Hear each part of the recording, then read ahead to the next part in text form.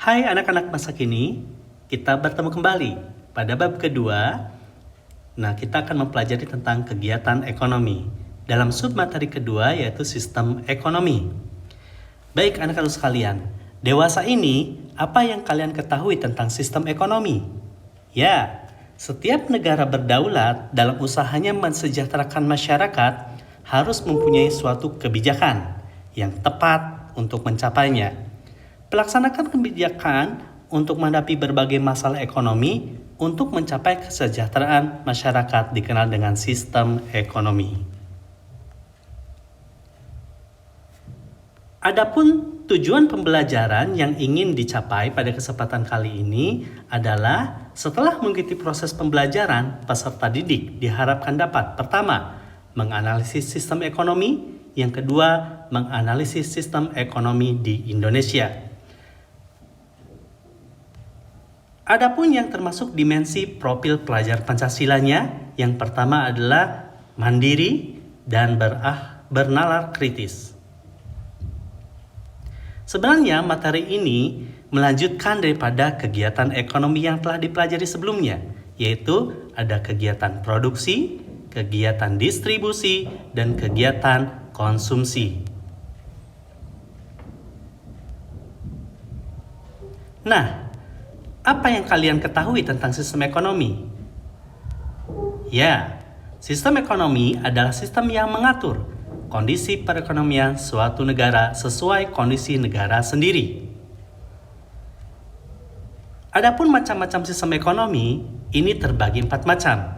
Yang pertama adalah sistem ekonomi tradisional, yang kedua sistem ekonomi pasar, yang ketiga sistem ekonomi sosialis, dan yang keempat adalah sistem ekonomi campuran. Baik, anak-anak sekalian, kita akan lebih spesifikkan, namun sebelum itu mari kita saksikan tayangan video berikut ini. Hai, kalau kamu sudah paham mengenai masalah pokok ekonomi di video sebelumnya, pasti kamu bertanya-tanya, bagaimana ya cara mengatasinya? Ternyata cara tersebut sudah ditemukan oleh para ekonom dulu. Cara itu kita sebut dengan sistem ekonomi. Oke, aku akan membawamu ke daerah pedalaman ini, di mana di sini masih sangat tradisional. Di sini penggunaan teknologinya masih sangat sederhana. Lihat itu. Ada seorang warga membawa hasil panennya berupa singkong dan menukarnya dengan telur. Iya, masih ada sistem barter juga di sini. Di sini orang-orang bekerja tanpa mengenal pembagian kerja loh. Mereka melakukan kegiatan ekonomi hanya untuk mencukupi kebutuhannya sendiri. Nah, yang dilakukan masyarakat di sini termasuk sistem ekonomi tradisional. Meskipun dengan ciri serba tradisional, jangan salah loh.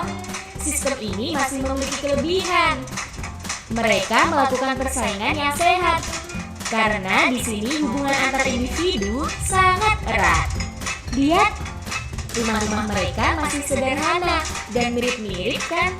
Nah, ini menandakan tidak ada kesenjangan ekonomi di dalam masyarakat. Tidak ada eksploitasi sumber daya alam di sini, apalagi sumber daya manusia.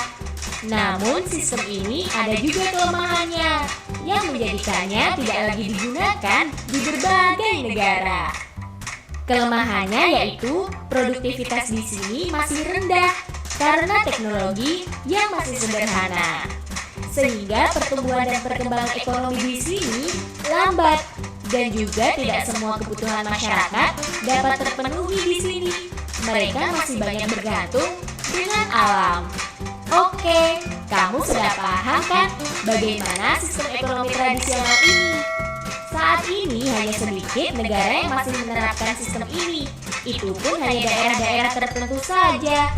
Ada di Afrika Tengah, tepatnya di desa Mobaye.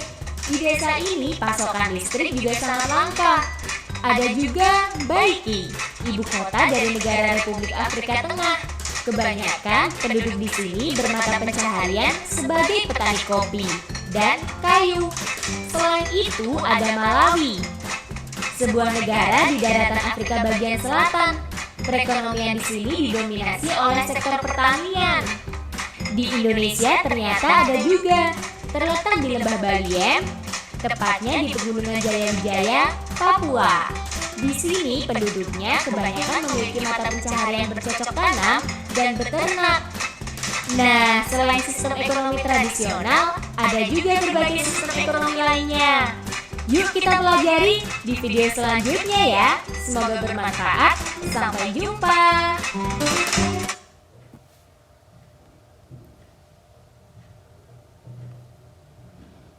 Baik, apa yang bisa kalian amati dari video tadi? Ya, benar sekali. Bahwa sistem ekonomi tradisional adalah sistem ekonomi yang diterapkan secara turun-temurun dan mengandalkan alam dan tenaga kerja. Nah, sebagian besar sistem ekonomi ini diadopsi oleh beberapa negara di Afrika dan salah satunya di Indonesia yaitu daerah Papua. Adapun yang termasuk ciri-ciri daripada sistem ekonomi tradisional adalah masih menggunakan teknik produksi sederhana, modalnya sedikit, masih menggunakan sistem barter, tukar-menukar barang, belum adanya pembagian kerja, dan terikat tradisi.